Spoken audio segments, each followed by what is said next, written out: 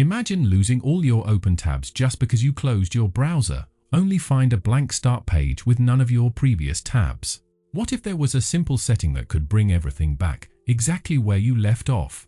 Now, I have several tabs open in my Opera browser. When I close the browser and reopen it, take a look at what happens. We're greeted with a fresh start page and all those previous tabs gone. To change this, head to the top left corner of the browser and click on the Opera icon. From the menu, go ahead and select Settings.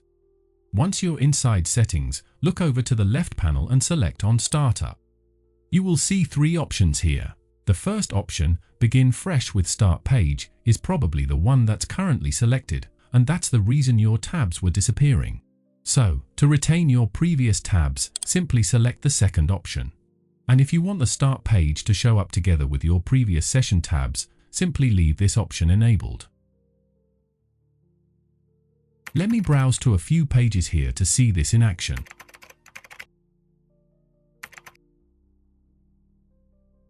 Let me close the browser and reopen again.